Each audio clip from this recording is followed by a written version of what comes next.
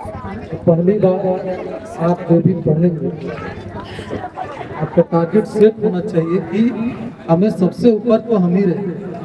और मैं जब पढ़ता था तो ये बात हमारे स्कूल में आम थी कि उसका भूंगा नहीं दिखे।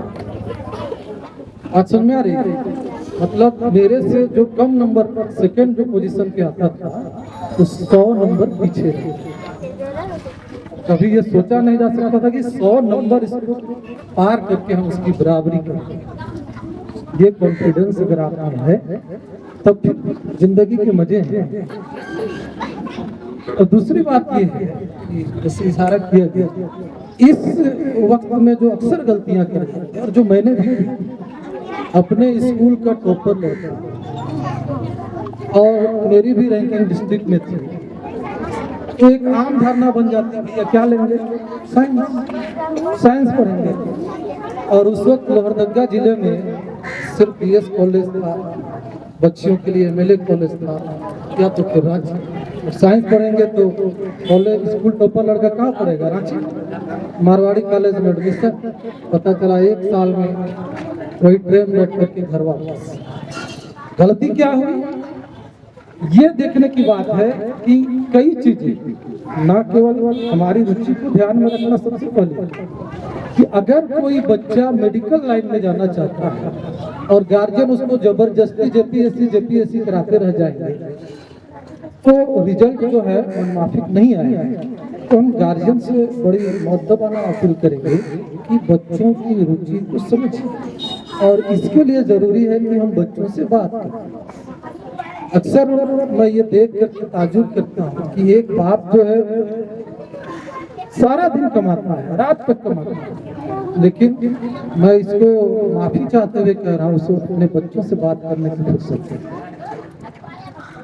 और अगर मेरे पास जो गार्जियंस आते हैं मैं पूछता हूँ भैया आपका बच्चा है किस क्लास में, आप आए तो है नहीं मालूम, बाप को मालूम ही नहीं कि बेटा किस क्लास में पढ़ता है। आप जब रेगुलर बच्चों से बात करेंगे, हमारी सबसे बड़ी कमाई क्या है, हमारे बच्चे। तो सारी कमाई एक तरफ, अगर इनका मुस्तकबिल बन जाता है तो सबसे बड़ी कमाई है। तो इस बात को समझना बेहद जरूरी है कि बच्चों में एक तो कम्युनिकेशन गैप करते हैं, हम आ रहे काम कर रहे जा रहे हैं, रूटीन बन रही है। तो इससे थोड़ा सा आगे बढ़ करके बच्चों को समझना, उनकी रुचि को जानना, उनके शौक को समझना, ये बेहद जरूरी है। दूसरी चीज ये है कि हम किस माहौल में, अगर कोई बच्चा 40% नंबर ला करके सोचे कि मुझे साइंस ही पढ़ना है तो कहीं ना कहीं गड़बड़ी पैदा होगी। तब हमें ये देखना पड़ेगा कि हम किस क्षेत्र को बेहतर कर सकते हैं। अगर आर्ट्स के क्षेत्र में हम जाते हैं तो भी कोई बुरा नहीं है, तो हमें अपनी रुचियों को ध्यान में रखना पड़ेगा।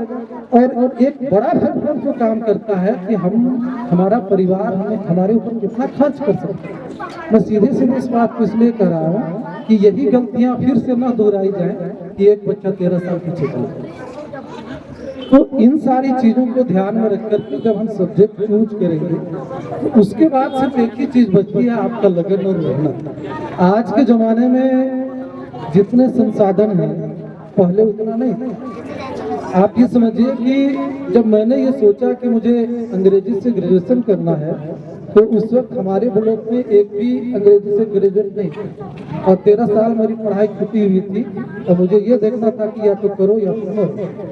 और तब मोबाइल नहीं था, गूगल नहीं था, है ना, कि हम कोई भी आज तो वर्ड मीनिंग निकालना है तो आप तुरंत गूगल से निकाल लेंगे, डिक्शनरी है निकाल लेंगे। एक एक वर्ड का मीनिंग के लिए कभी कभी मुझे रात भर जागना पड़े हैं, रात भर।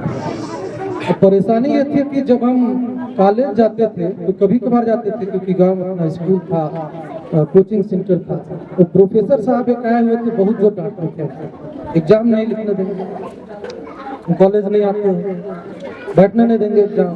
तो काफी जो है डिमोटिवेट होकर के हम रह जाते थे। लेकिन क्या हुआ कि फर्स्ट ईयर का जब रिजल्ट आया तो मैं टॉप। एक बच्चा घर से आ जा करके ट्रेन से, उसके बाद उनका भी नजरिया मेरे प्रति बदला और फाइनली जो मैं अपने कॉलेज का टॉपर हुआ अंग्रेजी ऑनर्स।